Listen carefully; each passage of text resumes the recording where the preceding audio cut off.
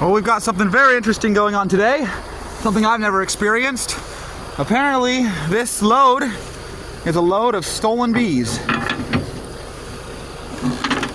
There's a broker that I work with that apparently got this truck lined up for a beekeeper, and the load was sent out, and in New Mexico it got turned around because apparently the bees were discovered to be stolen.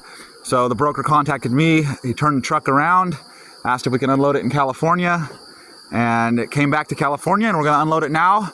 I've got the number of the detective, he's got my number, and we're gonna try to sort out whose these are. So anyway, that doesn't happen too often. Back.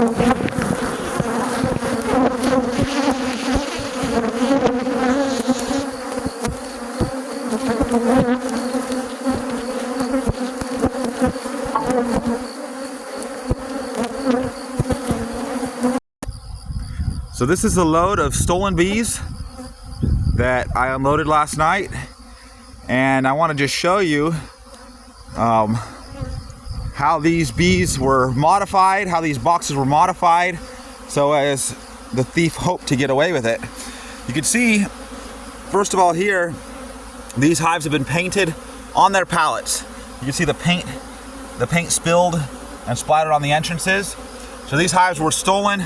It's 2-story hives, and they were painted all around to try to remove any sort of name that was painted or stamped on the box. So that's the first thing, and they did a good job. They took the hives completely off, or at least partially off the pallet, and painted all the way around them to try to hide their crime. Another thing you can see that they did is any sort of brand that was on these boxes. Often beekeepers will brand their equipment. They shaved it out. They probably used a screwdriver and a hammer and just totally eliminated it.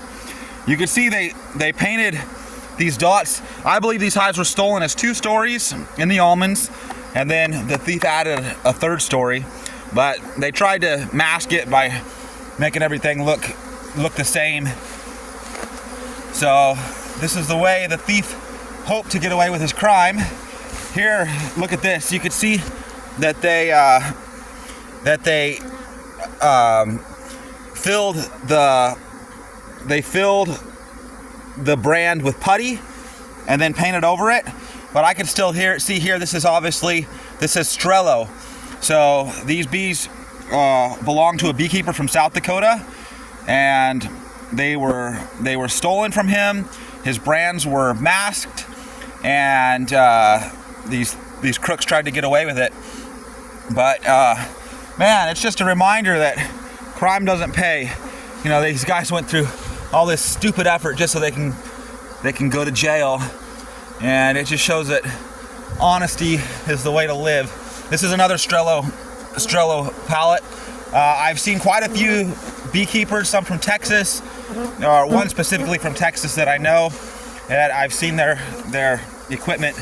I've worked with them unloading their trucks into almonds in the past, so I've seen their brand. But yep, this is what stolen bees look like. You can see here, putty filled, cut out putty filled, and they did it on both sides of the hive. So back here, same thing. They grinded it out with a grinder and filled it with putty. But anyway, it looks like this guy ain't gonna get away with it. It looks like he's gonna go to jail. Here's a pallet, Volk, V-O-L-K. That's a beekeeper from North Dakota. So it looks like people are going to be able to recover their stolen property. I'm waiting to meet with the police here pretty soon to get a report done, and then hopefully I'm going to be able to facilitate getting these hives returned. So anyway, this bee theft is way more common than it should be. Obviously, theft shouldn't be common at all, but Bee theft is something you hear about quite often, but it's good when the bad guys get caught. Here you can see again, they painted, you can see paint here. They might have had a stamp on the pallet, but you can see these boxes were painted right where they sit. That's a first sign that something fishy is going on, because who paints their hives while they're sitting on their pallets? Nobody, except crooks and thieves. So anyway, exciting stuff. We get to help with the cause of justice. Pretty fun.